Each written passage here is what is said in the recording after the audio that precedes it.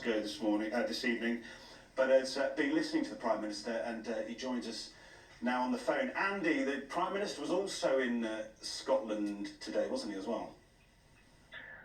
He has been up here. He was addressing the Conservative Party conference in Scotland.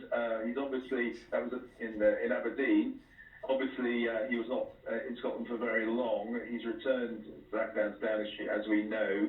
Just looking at the pictures at the front door of number 10, as you say, the lectern has come out. The fact that the lectern has the sort of prime ministerial seal on the front there, you see the lion and the unicorn, this shows that this is a governmental announcement rather than a party political announcement. That's the way it is being billed by the Prime Minister's office at number 10. And we wait to see what it is that he has to say. Obviously, we've had the by-election result from Rochdale overnight, which has been, I don't know if it's been surprising given the extraordinary events leading up to that particular contest, but it's certainly been, it's something that everyone is digesting in terms of the political world digesting what this potentially means.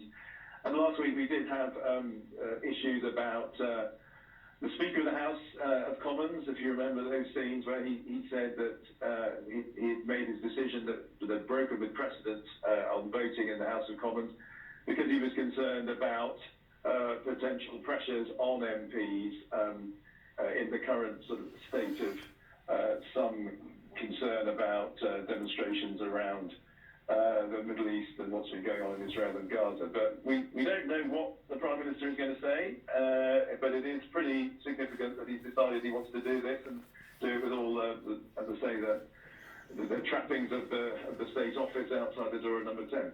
It's so unusual, Andy, to see this sort of thing on a Friday evening. I mean, it reminds us of COVID, doesn't it? I mean, I guess yesterday with the by-election going on, there are reasons why he couldn't, make a party political speech. Certainly in the days leading up to it. Is this something perhaps that he has waited days to say, but this is, this evening has provided the first opportunity, I guess?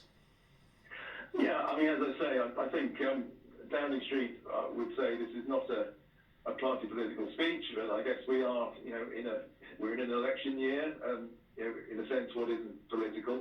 But there has been a strange atmosphere around Parliament that came to a head in that session that we saw about a week ago when things were suspended essentially, and the Speaker had to be called back to explain why he had acted in the way he did, why he had broken with the precedent of the way parliamentary business was to be conducted. And the Speaker talked about being concerned about the safety of MPs, and in the intervening days we've heard more about this. I mean, I interviewed the Prime Minister on Monday in Yorkshire, and one of the things he raised was that people should be careful in the language that they used around politics at the moment, and being concerned that some people were feeling themselves to be intimidated. That was what he said. Others would say, this is the normal, the normal hurly-burly of politics, if you like, and demonstrations. But he certainly raised with me that idea that there was a different sort of atmosphere, if I could put it like that, that people in public life, elected representatives, even not necessarily at Parliament, but even in councils, let's join the Prime Minister having to deal with. Andy, live from Downing Street, Rishi Sunak about to speak just now. In weeks and months, we have seen a shocking increase in extremist disruption and criminality. What started as protests on our streets has descended into intimidation, threats, and planned acts of violence. Jewish children fearful to wear their school uniform lest it reveal their identity. Muslim women abused in the street for the actions of a terrorist group they have no connection with.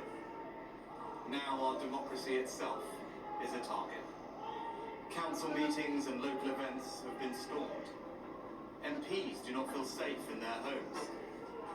Long-standing parliamentary conventions have been upended because of safety concerns.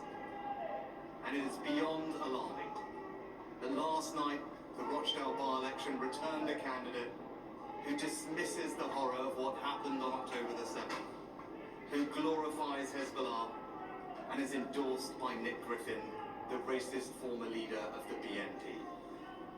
I need to speak to you all this evening because this situation has gone on long enough and demands a response not just from government, but from all of us.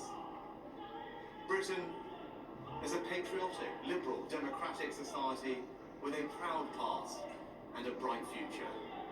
We're a reasonable country and a decent people. Our story is one of progress, of great achievements and enduring values. Immigrants who have come here have integrated and contributed. They have helped write the latest chapter in our island story. They have done this without being required to give up their identity. You can be a practicing Hindu and a proud Briton as I am, or a devout Muslim and a patriotic citizen as so many are, or a committed Jewish person and the heart of your local community, and all underpinned by the tolerance of our established Christian church. We are a country where we love our neighbours and we are building Britain together. But I fear that our great achievement in building the world's most successful multi-ethnic, multi-faith democracy is being deliberately undermined. There are forces here at home trying to tear us apart. Since October the 7th, there have been those trying to take advantage of the very human angst that we all feel about the terrible suffering that war brings to the innocent, to women and children, to advance a divisive, hateful ideological agenda.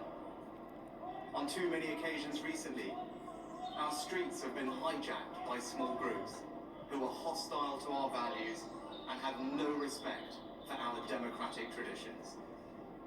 Membership of our society is contingent